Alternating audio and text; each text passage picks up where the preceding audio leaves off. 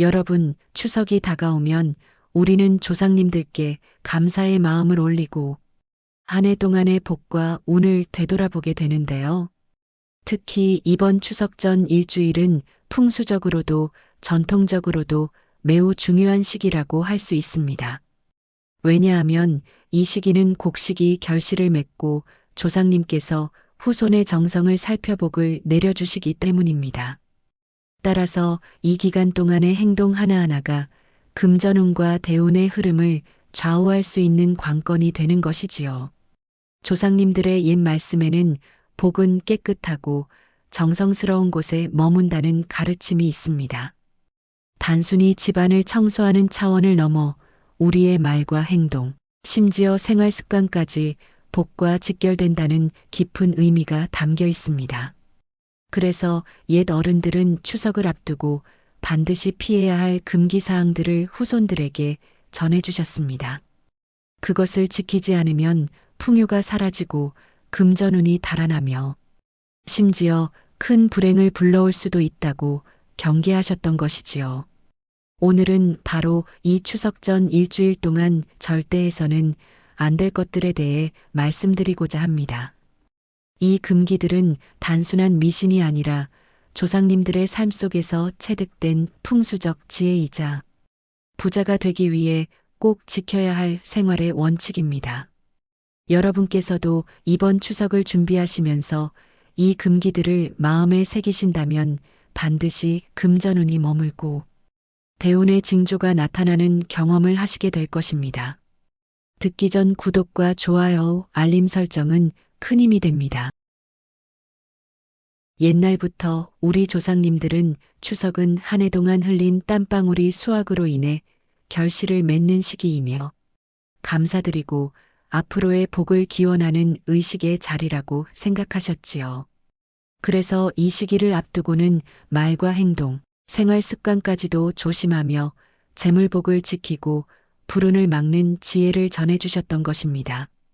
특히 추석 전 일주일은 음양이 교차하고 보름달의 기운이 극대화되는 시기로 작은 습관 하나가 금전운과 대운을 좌우할 수 있는 중요한 시기라고 할 수 있습니다.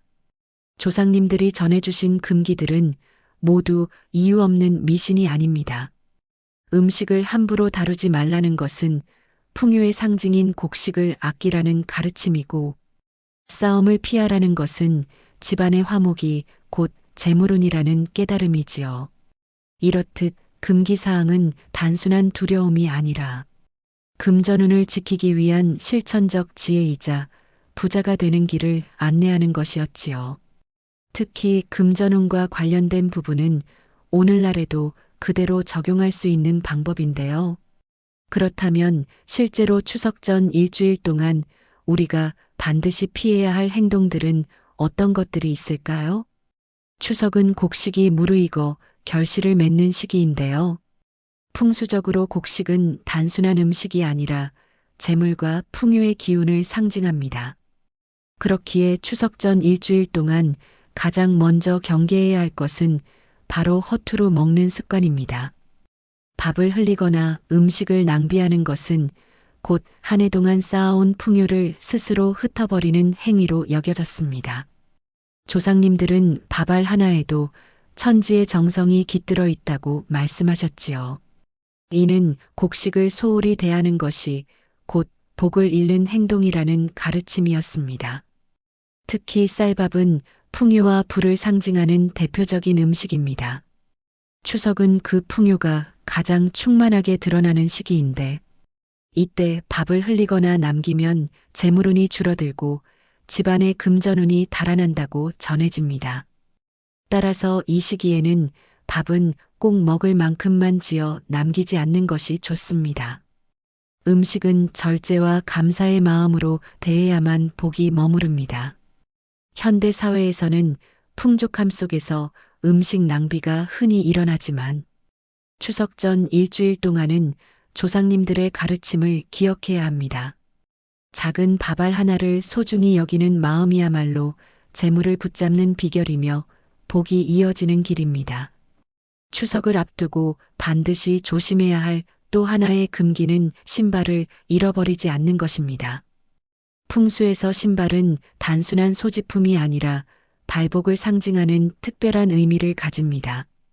즉, 신발은 우리가 걸어가는 길, 앞으로 펼쳐질 운명의 방향을 나타내는 물건이자 재물이 따라 들어오는 통로라고 볼 수 있습니다. 옛 어른들은 명절을 앞두고 신발을 잃어버리면 운이 새어나간다고 하셨습니다. 신발은 집 밖에서 복을 데리고 들어오는 매개체인데, 이를 잃는 것은 곧 재물운과 기회의 문을 잃는 것과 다르지 않지요. 실제로 풍수에서는 집안의 현관이 재물의 입구로 해석되는데, 그 입구에 놓인 신발이 흐트러져 있거나 없어지면 금전운이 약해진다고도 말합니다. 따라서 추석 전 일주일 동안은 신발을 포함해 자신이 가진 물건들을 철저히 관리하는 것이 중요합니다. 단순히 신발뿐 아니라 지갑, 열쇠, 귀중품과 같은 재물운과 연관되어 있는 물건들도 함부로 잃지 않도록 주의해야 합니다. 물건을 잃는 행위는 곧 재물을 잃는 행위와 같고, 이것이 쌓이면 금전운 자체가 흩어져 버립니다. 반대로 신발을 깨끗이 정리하고 잘 보관하는 습관은 복을 안정적으로 붙잡아두는 방법이지요. 그러니 이번 추석을 준비하면서 일주일 동안 신발을 항상 제자리에 두고 가지런히 정리해보는 습관을 만들어 보세요. 작은 정돈의 습관이 발복을 지키는 길이자 앞으로 들어올 대운을 붙잡는 중요한 열쇠가 될 것입니다. 추석을 앞두고 일주일 동안 삼가야 할 또 다른 행동은 바로 머리를 자르는 것입니다. 머리카락은 단순히 외모를 가꾸는 요소가 아니라 예로부터 수명과 복을 상징하는 신체의 일부로 여겨졌습니다. 그래서 큰 명절을 앞두고 머리를 자르는 것은 조상님께 예를 다하지 못하는 행위로 해석되었고, 더 나아가 삶의 기운을 스스로 깎아내리는 행동이라 보았지요. 풍수적으로도 머리카락은 운의 흐름을 담아내는 줄기와 같다고 볼 수 있습니다. 머리를 자른다는 것은 이 줄기를 자르는 것과 같아 재물운과 기회의 흐름이 끊어질 수 있다는 의미를 가집니다. 특히 추석 전 일주일부터는 조상님이 후손의 정성을 살피고 복을 내리는 시기이기에, 이때 머리를 자르면 그 정성과 연결되는 기운이 단절되어 금전운에도 좋지 않은 영향을 줄 수 있습니다. 또한 외형적으로도 머리를 정갈히 가꾸는 것과 단정히 유지하는 것이 중요한데요. 이것은 재물을 지키는 태도와도 닮아 있습니다. 돈복은 흐트러짐보다 정돈된 곳에 깃들고, 금전운 역시 단절보다 지속에서 커지는 법입니다. 따라서 명절을 앞둔 이 시기만큼은 머리를 새로 자르기보다는 현재의 모습을 단정히 정리하는데 의미를 두는 것이 현명합니다. 여러분, 머리카락을 지키는 것은 단순한 미신이 아니라 내 복과 금전운을 온전히 이어가는 상징적 행동임을 기억하시길 바랍니다. 머리를 함부로 자르지 않고 그 흐름을 이어가는 것, 그것이 곧 재물의 끈을 단단히 붙잡는 지혜가 됩니다. 추석 전 일주일 동안 특히 조심해야 할 또 하나의 금기는 빈 지갑을 들고 외출하는 것입니다. 지갑은 단순한 소지품이 아니라 풍수적으로 재물을 담는 그릇으로 여겨집니다. 따라서 지갑 속에 아무것도 없이 집을 나서는 것은 재물의 그릇이 비어 있다는 뜻이 되며, 이는 복과 금전운이 머물지 못하고 빠져나가는 신호로 해석됩니다. 옛 어른들은 지갑 속이 텅 비면 마음도 비고 재물도 빈다고 말씀하셨습니다. 단순히 돈을 많이 넣으라는 의미가 아니라 운의 상징을 지키라는 말이지요. 특히 추석은 조상님이 복을 내려주시는 시기인데, 돈복이 담길 그릇인 지갑이 비어 있으면 들어올 기회조차 잡지 못하게 됩니다. 그래서 최소한 동전 한두 개라도 지갑에 넣어두고 다니는 것이 금전운을 붙잡는 중요한 습관으로 전해졌습니다. 또한 지갑을 항상 정돈된 상태로 유지하는 것도 중요합니다. 지폐가 구겨져 있거나 영수증이 가득 차 있는 지갑은 복의 기운을 막고 재물운의 흐름을 어지럽히게 됩니다. 반대로 지갑 속이 단정하고 필요한 금액이 적절히 들어있다면 그 자체로 재물운을 불러들이는 풍수적 행위가 되는 것입니다. 여러분, 추석 전 일주일은 좋은 운을 받기 위해 준비해야 하는 특별한 시기입니다. 그러니 지갑을 빈 상태로 두지 마시고 작은 돈이라도 넣어두어 복이 들어올 자리를 비워두지 않는다는 상징을 실천하시길 바랍니다. 이것이 바로 금전운을 지키고 대운을 맞이하는 첫걸음이 될 것입니다. 추석을 앞둔 일주일 동안은 밤에 빨래를 널지 않는 것이 중요합니다. 옛 풍속에서는 달빛에 젖은 빨래가 애군을 불러온다고 하였지요. 특히 보름달이 떠오르는 추석 전후에는 음기와 양기의 기운이 교차하는 시기인데요. 이때 젖은 빨래를 밤새 밖에 두면 집 안으로 들어와야 할 복이 달빛에 가려 흩어진다고 전해졌습니다. 풍수적으로 우리의 옷은 집안의 기운을 머금은 것으로 봅니다. 사람의 기운과 가장 밀접하게 닿아 있는 것이 의복이기 때문입니다. 그런데 그 옷이 밤의 음기에 물들고 달빛에 오래 노출되면 맑고 밝은 기운 대신 탁하고 불길한 기운이 스며든다고 할 수 있지요. 그리고 이는 곧 재물운과 직결됩니다. 의복은 곧 사람의 삶을 감싸는 보호막인데 그 보호막이 탁해지면 금전 흐름과 기회도 함께 어두워지는 것입니다. 또한 밤에 널린 빨래는 도난이나 분실의 위험도 크기 때문에 현실적으로도 재물을 잃는 결과를 불러올 수 있었지요. 조상님들은 이를 두고 빨래를 함부로 두면 재물을 밖으로 내보내는 것과 같다고 경계하셨습니다. 따라서 추석을 앞둔 이 시기에는 옷과 빨래를 낮 동안 햇볕에 잘 말리고 밤에는 바깥에 둔 빨래를 걷어서 집안의 기운을 환하게 지켜내는 것이 좋습니다. 추석을 앞두고 집안을 깨끗이 하지 않는 것은 금전운을 막는 가장 큰 요인 중 하나이지요. 풍수에서는 복과 재물은 맑고 정돈된 공간에만 머문다고 봅니다. 집안이 어지럽고 먼지가 쌓이면 기운이 탁해지고 그 탁한 기운이 곧 재물의 흐름까지 막아버립니다.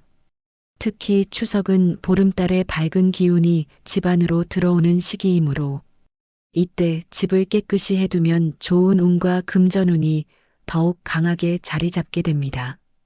또한 명절은 조상님과 손님을 맞이하는 날이기도 합니다. 집안이 어질러져 있다면 조상님께 올리는 정성이 부족하다고 여겨질 수 있으며 복을 제대로 받지 못하는 결과로 이어집니다. 반대로 구석구석 청소하며 정갈하게 공간을 정리하는 것만으로도 재물복과 좋은 운이 머물 자리가 생깁니다. 결국 대청소는 단순한 위생 관리가 아니라 금전운을 끌어들이는 풍수적 실천이라 할 수 있지요. 무엇보다 추석 전 일주일 동안 가장 삼가야 할 것은 가족 간의 큰 소리 싸움과 불길한 말입니다. 풍수에서는 집안의 중심인 부엌과 거실에서 들려오는 다툼의 소리가 가정의 기운을 흔들고 그 불안정한 기운이 곧 금전운을 약화시킨다고 봅니다. 집안이 화목해야 재물이 머물고 불화가 생기면 복이 집을 떠나게 되는 것이지요. 또한 욕설이나 원망, 부정적인 말은 말이 씨가 된다는 옛말처럼 실제로 기운을 형성합니다. 명절을 앞둔 시기에 뱉은 부정적 말은 복을 막고 불운을 불러들이는 씨앗이 됩니다. 반대로 따뜻하고 밝은 말을 주고받는 집안은 화목이 곧 재물운으로 이어집니다. 그러므로 이 시기만큼은 작은 오해와 화도 꾹 참고 긍정적인 언어로 집안의 기운을 살리는 것이 무엇보다 중요합니다. 화목한 말 한마디가 금전운을 지키는 가장 큰 힘이 된다는 것을 잊지 마세요. 추석을 앞둔 일주일 동안은 집안의 불을 환하게 밝히는 것이 매우 중요합니다. 옛 어른들은 명절 전후로 집에 불이 꺼져 있으면 복이 머물지 못한다고 하셨습니다. 불은 단순한 빛이 아니라 풍수적으로는 집안의 생기와 재물의 흐름을 상징합니다. 불이 꺼져 어두워진 집은 기운이 막히고 그 막힌 기운이 곧 금전운의 단절로 이어지게 됩니다. 특히 추석은 보름달이 떠올라 밝은 기운이 극대화되는 시기입니다. 이때 집안이 어둡다면 달의 기운을 제대로 받아들이지 못하고 복과 재물이 스쳐 지나가 버립니다. 반대로 등불이나 조명을 환히 밝혀두면 그 밝은 기운이 집안에 스며들며 재물운을 머물게 하는 통로가 됩니다. 물론 밤에 모두가 잠들었을 때까지 일부러 불을 켜둘 필요는 없지만 가족이 생활하는 동안은 불이 꺼지지 않도록 하는 것이 좋습니다. 현관등이나 거실 조명을 밝히는 작은 습관만으로도 집안의 기운은 크게 달라집니다. 환한 불빛은 집안의 생기를 불어넣고 밝은 빛은 곧 밝은 운을 부른다는 것이 풍수의 원리이지요. 그러니 추석 전 일주일 동안은 불이 꺼진 적막한 집을 만들지 마시고 밝은 빛으로 복과 재물을 끌어들이는 현명한 선택을 하시길 바랍니다. 추석 전 일주일 동안 반드시 지켜야 할 중요한 덕목 중 하나는 부지런함입니다. 특히 늦잠을 자는 것은 금기시되었습니다. 옛 어른들은 늦잠은 복을 내쫓는다고 말씀하셨습니다. 풍수적으로 아침은 하루의 기운이 새롭게 열리는 시간이며 이때 일찍 일어나 준비하는 사람이 복과 금전운을 온전히 맞이할 수 있다고 보았습니다. 추석은 조상님께 정성을 올리고 복을 기원하는 시기입니다. 그런데 늦잠으로 하루를 시작하면 정성의 과정이 부족해지고 조상님이 내려주시는 복의 흐름을 약화시키는 결과로 이어집니다. 반대로 평소보다 조금 더 일찍 일어나 하루를 열면 그 부지런함이 곧 성실로 이어지고 성실은 금전운을 불러들이는 가장 강력한 기운이 됩니다. 늦잠은 생활의 리듬을 흐트러뜨려 게으름으로 이어지기 쉽습니다. 게으름은 재물운을 막는 대표적인 요인이지요. 반대로 아침을 일찍 열어 부지런히 움직이면 작은 일에도 성취가 쌓이고 이는 곧 금전적 기회와 연결됩니다. 그러니 여러분, 추석 전 일주일 동안 단순히 몸을 부지런히 움직이는 것은 복을 지키는 의식입니다. 늦잠을 피하고 새벽의 신선한 기운을 받아들이는 것, 그것이야말로 금전운을 붙잡고 대운을 여는 가장 확실한 방법임을 꼭 기억하시길 바랍니다. 무엇보다 추석 전 일주일은 돈복은 물론 인복을 강하게 만들기에도 좋은데요. 가족만이 아니라 사람과의 인연을 다지는 시기이기도 합니다. 그런데 많은 분들이 이 중요한 시기에 지인이나 친구에게 무심하게 지나치는 경우가 많습니다. 문자 한 통조차 건네지 않거나 형식적인 인사만으로 넘기면 사람 사이의 인복이 줄어들게 됩니다. 풍수적으로도 인간관계는 금전운과 깊게 연결되어 있습니다. 돈은 결국 사람을 통해 흘러들어오기 때문이지요. 조상님들은 뜻밖의 정성이 큰 복을 부른다고 하셨습니다. 문자도 좋고 추석을 맞아 직접 전화를 걸어 안부를 묻고 추석 잘 보내라는 따뜻한 말을 전하는 것도 큰 울림을 줍니다. 이렇게 의외의 정성을 표현하면 상대방은 진심을 느끼고 그 인연이 훗날 예상치 못한 기회와 도움으로 돌아오게 됩니다. 이것이 바로 인복이 금전운으로 이어지는 원리이지요. 또한 추석은 그동안 소홀했던 관계를 회복할 수 있는 최적의 시기이기도 합니다.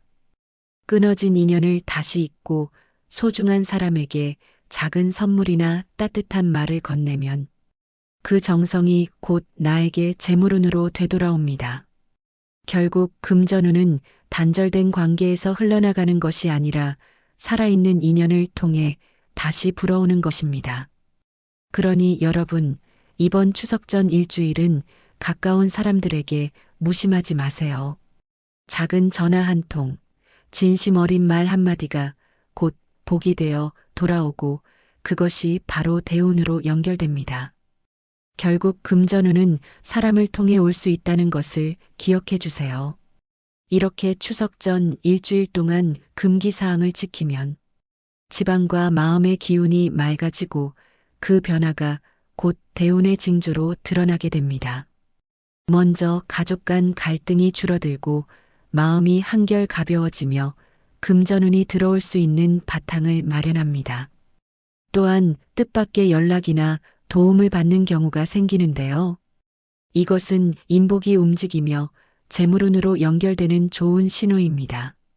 풍수적으로는 깨끗한 집안과 밝은 불빛이 좋은 기운을 불러들이고 그 기운이 금전적 기회와 성취로 이어진다고 봅니다.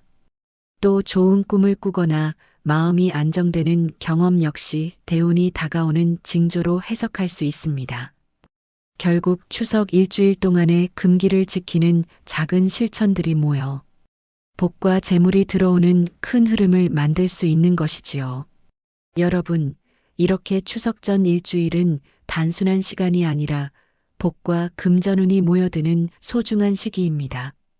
작은 금기를 지키는 것만으로도 집안의 기운이 달라지고 재물운과 대운의 흐름이 열리게 됩니다. 오늘 말씀드린 내용이 도움이 되셨다면 소중한 분들께 전달해 주세요. 또 여러분은 이번 추석 전 일주일 동안 어떤 준비를 하실 계획인지 댓글로 남겨주세요. 여러분의 경험이 다른 분들께도 큰 도움이 될 수 있습니다. 함께 지혜를 나누며 더 큰 복을 맞이하는 풍요로운 추석 보내시길 바랍니다. 지금까지 인생길잡이였습니다. 구독과 좋아요, 알림 설정은 항상 큰 힘이 됩니다. 감사합니다. 풍성한 한가위 보내세요.